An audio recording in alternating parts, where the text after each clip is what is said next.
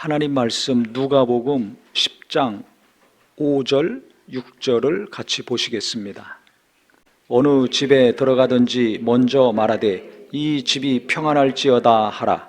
만일 평안을 받을 사람이 거기 있으면 너희의 평안이 그에게 머물 것이요 그렇지 않으면 너희에게로 돌아오리라.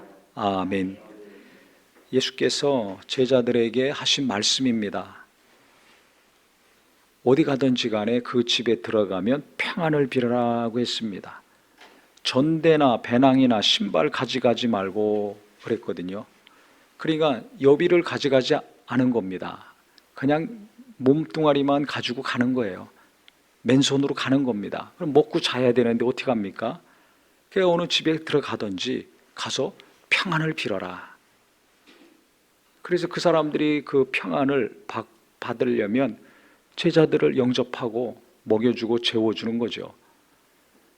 그래서 제자들에게 평안을 빌 권세를 주셨어요. 그래서 며칠을 있던 몇 시간을 있던 제자들이 가는 곳곳마다 그 집을 위해서 복을 많이 빌어줍니다. 평안하기를 빌어줍니다. 그걸 받을 만한 사람이 있고 받지 못하는 사람이 있다는 것입니다.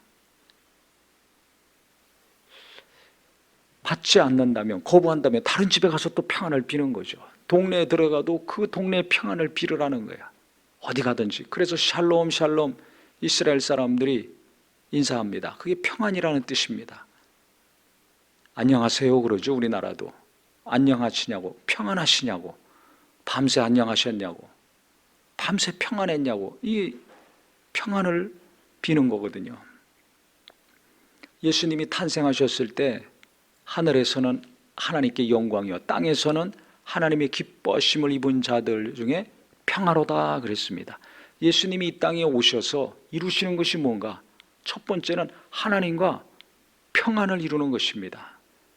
하나님과 죄 때문에 담을 쌓던 인간들, 도무지 하나님과 함께할 수 없는 인간들, 죄의 문제를 해결하심으로 하나님과 평안하게 하셨어요.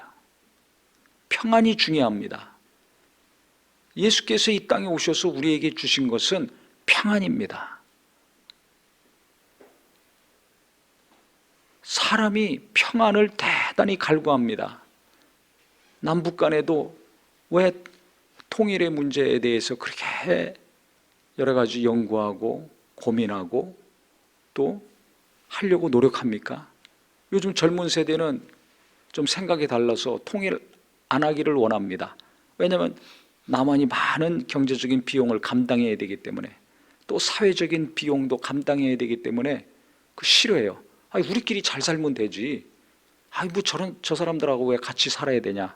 하지만 나이 드신 분들은 한민족이었으니까, 원래 한 나라였으니까 통일을 당연한 것으로 여깁니다. 어떤 대가와 비용이 지불되더라도 통일이 돼야 된다고 생각합니다. 완전한 통일이 안 되더라도 이렇게 긴장 상태가 계속 지속되지 아니하고 따로따로 살더라도 평안한 가운데 살기를 원하죠. 민족 간에도 마찬가지. 이웃나라하고 누가 으르렁거리고서 살기 원합니까? 평안하기를 원합니다. 누가 전쟁을 원합니까? 평안을 원합니다. 평안을 원합니다. 부부간에 왜 결혼합니까? 외롭고 고독하니까. 혼자 사는 것보다 같이 사는 게 좋다고 생각하고 결정하니까 결혼하는 거예요. 그러면 결혼해서 부부가 원하는 게 뭡니까? 평안하길 원하는 겁니다. 더 경제적으로 부유해지길 원합니까? 그럼 방향이 잘못된 거예요. 그런 사람들은 남편을 이용하고 아내를 이용해서 자기 배불리려고 하는 거죠. 그런 결혼은 깨질 수밖에 없죠. 돈이 목적이니까. 근데 마음에 평안을 얻고 위로를 얻고 안정을 얻으려고 결혼한다. 그러면 둘이 잘 갈 수가 있습니다. 위기가 있고 실수가 있더라도 그거 넘어갑니다. 용서하고 또 포용합니다. 평안을 원하는 거예요. 자녀를 낳고 자녀들이 자라갑니다. 자녀들이 제일 원하는 게 뭡니까? 엄마 아빠가 안 싸우고 가정이 화목하고 평안한 겁니다. 맞습니까? 틀립니까? 아버지도 학력이 좋아, 엄마도 학력이 좋아, 외모도 좋아, 할아버지 할머니도 공부를 많이 하시고, 이거 부잣집이었고 사회적인 지위도 높아. 뭐 하나 그냥 내놓을 때 빠질 게 하나도 없어. 근데 맨날 할머니 할아버지가 투닥거려. 엄마 아버지도 사내 안 사내 맨날 싸워. 자존심은 세고 가진 게 있고 지위가 있고 배운 게 많아가지고 콧대는 높아서 웬만한 사람 다 무시하고 살아. 그러니까 맨날 우리 보고 이렇게 해라 저렇게 해라, 이런 사람 만나면 안 된다, 저런 사람만 만나야 된다, 잔소리 귀가 따갑게 들어. 평안합니까? 뭐만 하려 그러면 잔소리. 엄마의 기준, 아빠의 기준이 너무 높아요. 아무리 생각해도 저건 아니야. 근데 교회까지 다녀. 교회에서 또 직분이 있어요. 어려서부터 교회 다녔어요. 3대가 기독교 가정이라고 또 그걸 자랑스럽게 여깁니다. 그 자손들이 신앙생활 제대로 하겠습니까? 외식, 가식, 이걸로 점철되어 있는 할머니, 할아버지, 엄마, 아빠를 보면서 뭘 생각하겠습니까? 다 필요 없습니다. 못 배우고 못 살고 지위도 변변치 못하고 할지라도 부부간에 평안하고 부모 자식 간에 평안한 것을 자손들이 보고 자랄 때 기쁨이 있고 또 만나고 싶고 모이면 훈훈한 것입니다. 가족 간에 모이면 불안하고 갈등하고 싸우고 얼굴 붉히고 가야 되나 말아야 되나 고민하고, 이거 누가 좋아하겠습니까? 만나면 기분 좋고 평안한 거 좋아하지 않습니까? 이게 모든 인간들의 원하는 삶입니다. 평안을 원해요. 태초 이래로 종말이 올 때까지 이 땅의 모든 사람들은 평안을 원합니다. 가정이 평안하게 원하고 자기가 다니는 직장이 평안하게 원하고 맨날 가가지고 상사와 싸우고 후배들과 싸우고 뭐 거래처하고 싸우고 이래가지고 어떻게 삽니까? 큰 일하든 작은 일하든 지위가 높든 낮든지 누구나 다 평안하기를 원합니다. 교회도 평안하기를 원하죠. 아니 교회 오면 은혜 받아야 되는데 목사와 교인과 으르렁거리고 교인들끼리 으르렁거리고 이 은혜가 되겠습니까? 받은 은혜도 다 날아가죠. 이 교회도 평안하기를 원하는 겁니다.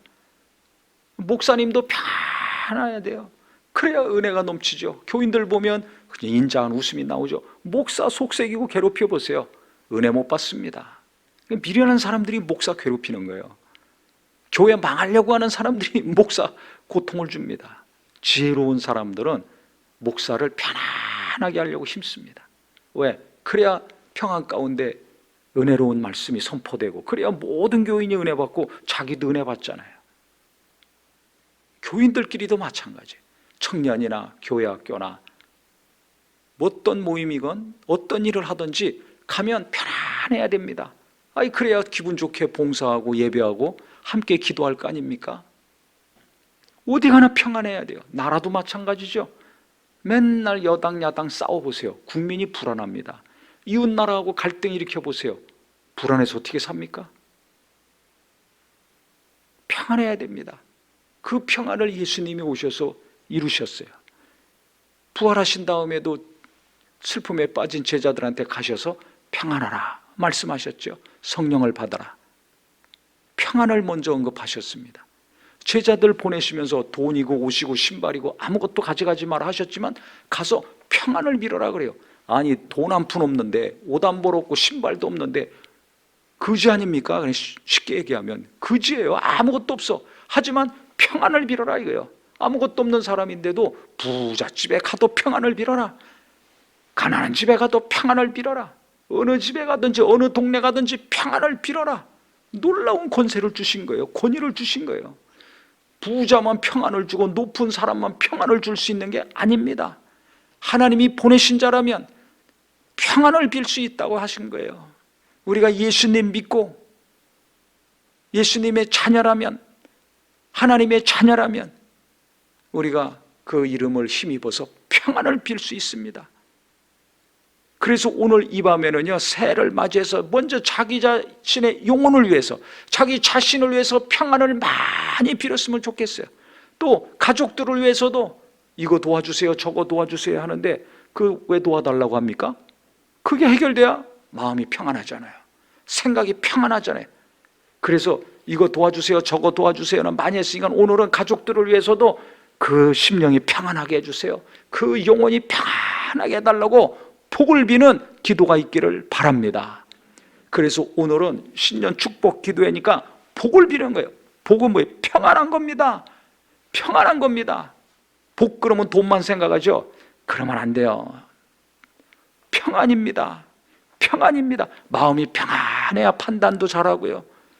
그래야지 판단을 잘해서 결정을 잘하니까 무엇이 일이 잘 되는 거예요. 일이 잘 돼야 돈도 들어오고 일도 들어오고 하는 거 아닙니까? 하나하나씩 풀려나가는 겁니다. 그러니까 중요한 건 내 마음이 평안해야 돼요. 내 심령이 평안해야 됩니다. 우리 육체가 평안하려면 내 육체 속에 있는 영혼이 평안해야 됩니다. 영혼은 하나님의 등불이라 그랬어요. 사람 속에 깊은 것도 다 살핀다고 했습니다. 그러니까 내 영혼에 하나님의 평안이 임해서 항상 어둠이 없어야 돼요. 등불이 환하게 비춰야지 모든 것이 보이는 것처럼 하나님의 평안과 생명으로 내 영혼이 충만해서 성령의 능력과 위로로 충만해서 내 심령이 평안해야 됩니다. 그럴 때 내게 있는 모든 깊은 내 마음 속에 있는 것들이 무엇인지 하나님이 아셔가지고 그것을 해결하는 말씀을 보내주시든지 돕는 사람을 보내주시는 겁니다. 그래서 어떤 말씀을 통해서 그 문제가 해결이 되고 깨닫게 되고 또 어떤 사람을 만나게 돼가지고 내가 도움을 받든지 내 가족이 도움을 받든지 그러잖아요. 저는 그런 것을 많이 경험합니다. 몸이 아플 때마다 신기하게 하나님은 그때마다 돕는 자를 보내주세요. 참 신기하죠. 이상해요. 그때마다 몸이 하여튼 지독하게 아프고 위경에 처했을 때마다 돕는 사람을 그때마다 다 다른 사람인데 그때마다 보내주세요. 그러니까 그분들은 잊을 수가 없죠. 아니 생전 보지도 듣지도 못했는데 어떻게 그렇게 돼요? 아는 사람도 있고 모르는 사람도 있습니다. 하나님이 아시고 보내주시는 거죠. 그 육체 부위별로 거기에 전문가를 보내주세요. 자, 그러니까 하나님의 손길은 기가 막히더라고요. 돕는 자를 보내주셔서 도움을 받게 하시고 그 다음에 고난을 통해서 제가 고쳐야 될 거 깨닫게 하시고 그래서 심령도 성품도 생각도 온전케 되고 육체도 도움을 받아서 회복이 되고 하는 일들을 계속해서 제가 겪습니다. 중요한 것은 내 영혼이 평안하고 내 영혼에 하나님의 등불이 계속 환하게 비치는 게 이게 중요한 겁니다. 그래서 우리 성도님들은 올해 내가 예배할 때마다 은혜 받아서 내 영혼이 평안하고 직장에 가서 일하건 집에 가서 같이 먹고 마시고 잠을 자고 뭘 하든지 어디 가든지 간에 항상 내 영혼이 평안하고 내 가족들의 영혼이 평안하게 해주시옵소서. 내 영혼을 위해서 평안을 빌고 가족들을 위해서 평안을 빌고 하는 모든 일에 하나님의 평안이 임하도록 간절히 기도하는 이 밤이 되기를 바랍니다. 또 교인들을 위해서도 평안을 빕시다. 받을 만하면 그에게 평안이 임하셔 그 영혼이 잘 되고 범사가 잘 될 것이고 만약에 거부하고 안 받아들인다면 내가 기도한 것이 헛것이 아니라 그 평안이 누구에게 온다는 겁니까? 예수님 말씀하신 대로 내게 온다는 겁니다. 대통령을 위해서 평안을 비세요. 받을 만하면 받을 것이고 안 받으면 누구에게 옵니까? 내게 오는 겁니다. 꼴보기 싫은 사람 평안을 비세요. 복을 비세요. 그래서 원수에게 축복하라고 한 겁니다. 받을 만하면 받아서 변화될 것이고 안 그러면 어떻게 돼요? 내가 기도한 거 다 내게 다시 돌아온다는 겁니다. 그래서 우리가 평안을 비는 거, 복을 빌어주는 거 인색하지 마시고요. 무조건 그냥 주님 말씀하셨으니까 오늘 이 밤에 마음껏 복을 빌어주고 평안을 빕시다.